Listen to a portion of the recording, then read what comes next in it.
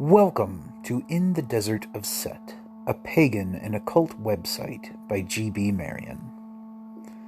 I'm G.B. Marion. I write about life as a polytheist in contemporary times with random, long-winded detours into ancient history, classic horror movies, and all kinds of other fun stuff. Won't you join me for today's adventure?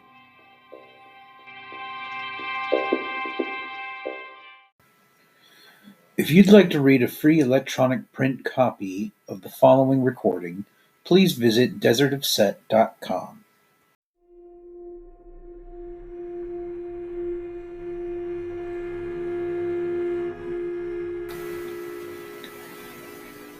The LV-426 Tradition.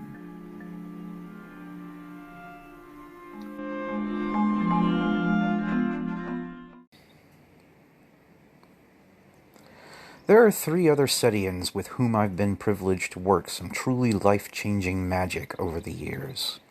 These individuals know who they are, but out of respect for their privacy, I will only identify them here as Blackwin, the Tonester, and Sister Bean.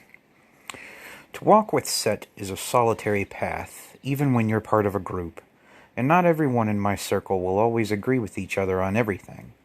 But the point isn't that we always believe or practice the same things. The point is that we are each drawn to Set in our own ways and for our own reasons. That we've crafted a number of effective rituals and spells together, and that we've all witnessed the same eerie results these procedures can yield. Years have passed since we first declared ourselves a coven back in 2003. We're spread far apart from each other now, living in our own areas and focusing on our own priorities. But even if we never meet in person to hold another ritual together again, we will always be connected with each other somehow. That somehow is Set. In 2007, we started referring to our collected rights as the LV-426 Tradition for the following reasons. Number 1. The 1979 sci-fi horror film, Alien, is a prime example of what we like to call the monster film as mythos, and we wanted our name to memorialize the film for this reason. Number 2. The Tonester and I were both living in the Bible Belt at the time, and Ripley's struggle against the alien was a perfect metaphor for how we felt about living there. Number 3. Being a couple of smartasses, we wanted a name that was far too cumbersome for repeated use in brief conversation. Say LV-426 Tradition 6 times in the same paragraph to see what I mean. In case you've never seen it, and shame on you if you haven't, the original Alien is about these astronauts in the distant future who follow what seems to be a distress signal of unknown origin.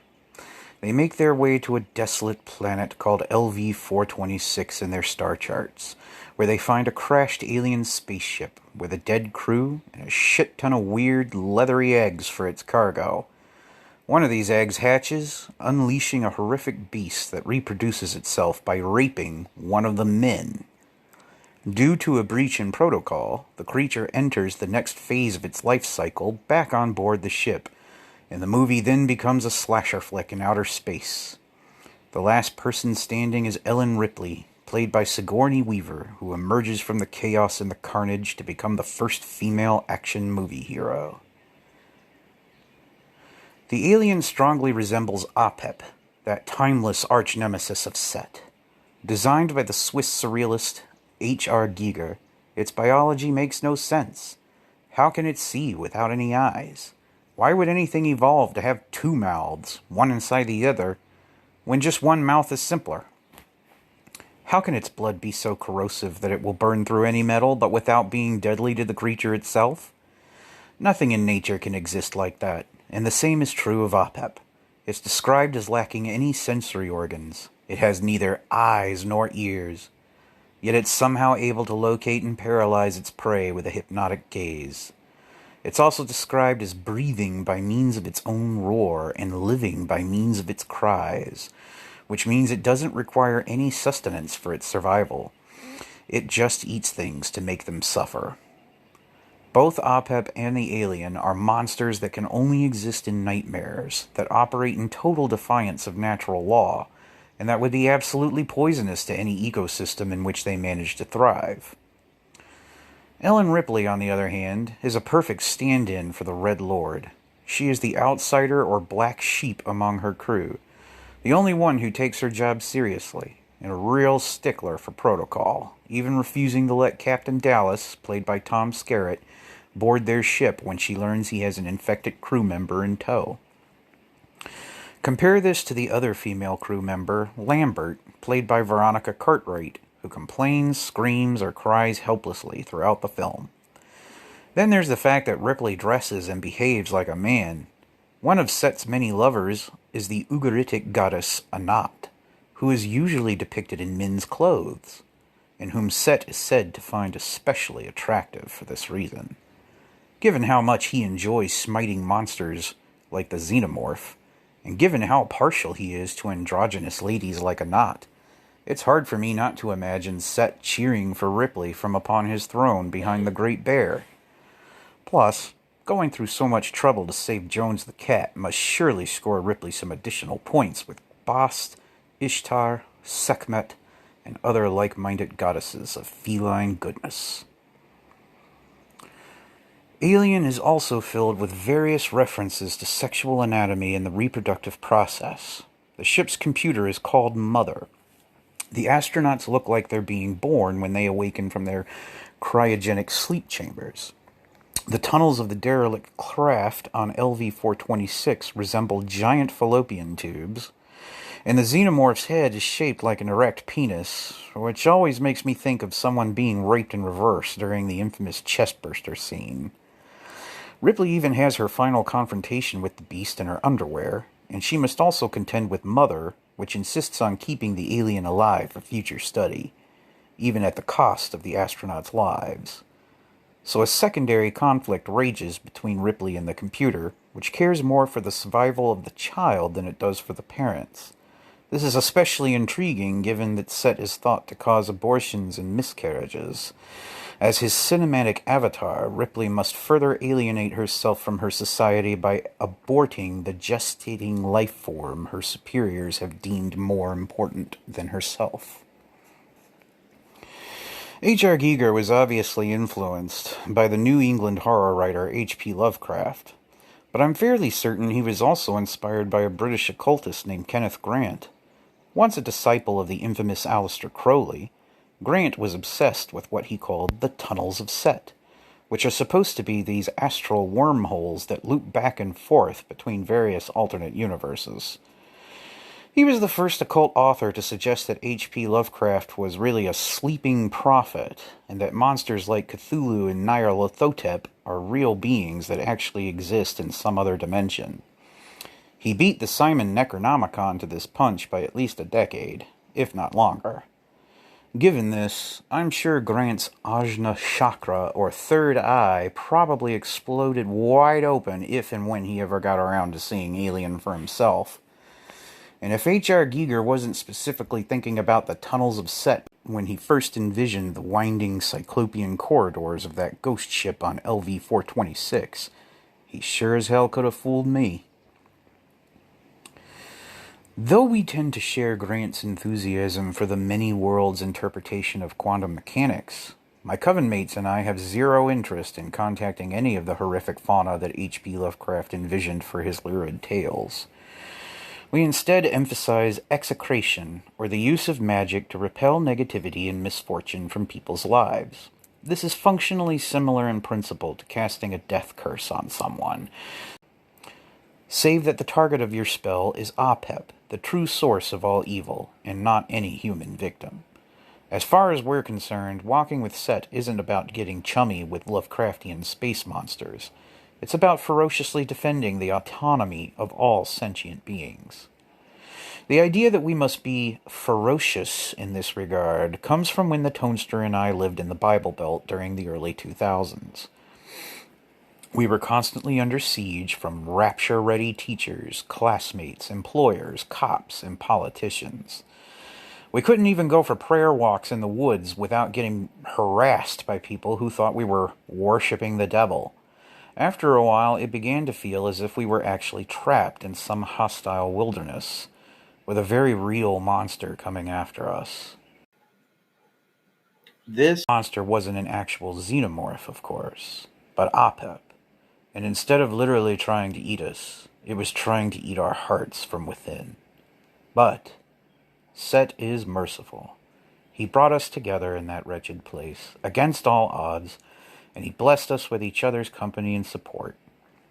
Then we met Blackwind and Sister Bean in Michigan a few years later, and the rest is history. Each of us is proof for the others of Set's providence. An alien is an excellent parable for our own private quests against the Chaos Serpent. But execrations are not the only staple of our practice. There's also our weekly Sabbat ritual, which is observed on Friday nights. We enter a darkened room that has been prepared with an altar, an image of Set, and some red candles. We recite our standard invocation together, and then we take turns praying to Set informally, as if he were just a regular person in the room with us. Usually this means discussing our hopes and fears, our best and or worst moments of the week, or something along those lines.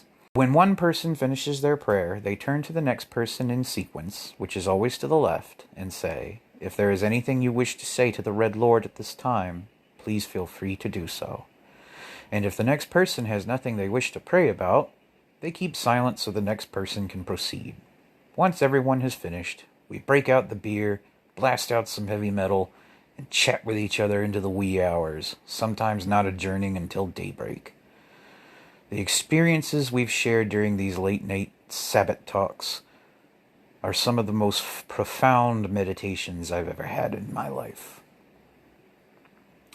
Some other things we've done include a spell for protection during sleep, an astral pilgrimage technique, and a matrimonial ceremony that was used for my wedding in 2012 and then readapted for Sister Bean's wedding in 2015.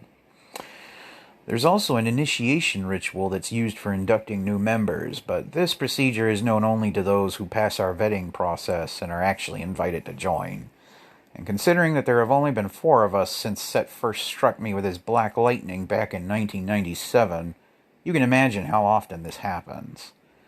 Our liturgical calendar includes not only our weekly Sabbath, but also Hallowtide, which includes October 31st, November 1st, and November 2nd, Walpurgisnacht, or April 30th, and Friday the 13th, on which we celebrate Set as the catalyst for Osiris's resurrection and Horus's conception. Importantly, we have no leader or high priest or priestess. Each of us is fully qualified to administer our rites to anyone who might need them, and all of our group decisions, including whether to initiate any new brothers or sisters, are made by unanimous vote. Apart from the above, we Setians of the LV-426 tradition may each entertain any additional beliefs or practices we like. Some of us revere other sacred figures along with Set, like Buddha, the Norse god Odin, or the Babylonian goddess Ishtar. Some of us even celebrate Christmas or St. Patrick's Day. Our eclecticism is rooted in Set's New Kingdom role as an ambassador between the Egyptian gods and other pantheons. Just as he can roam between alternate realities and canoodle with alien divinities, so are we free to mix the old Kemetic wisdom with just about anything we find useful, from American colonial witch lore to Zoroastrian demonology. Some outsiders may find this permissiveness toward religious dogma repugnant, but we couldn't care less. Big Red is the only justification we need. It's been a while since we last met as a coven to keep the Sabbath, execrate our inner demons on Walpurgisnacht, or offer up a feast of watermelon to Big Red on Friday the 13th. I can't speak to how often the others may or may not keep up with these practices nowadays, though I must admit it has been hard for me to do so consistently myself. But none of us has ever been expected to make such a commitment anyway. It's the fact that we even did these things at all, and the magic we shared when we did, that really matters. And there's always the possibility that somewhere down the road, a 5th initiate of LV-426 might present him or herself to us. setting a whole new cycle of ritual work into motion. For now, other LV-426 alumni are off exploring other proverbial worlds, but always with Set's iron in our spines.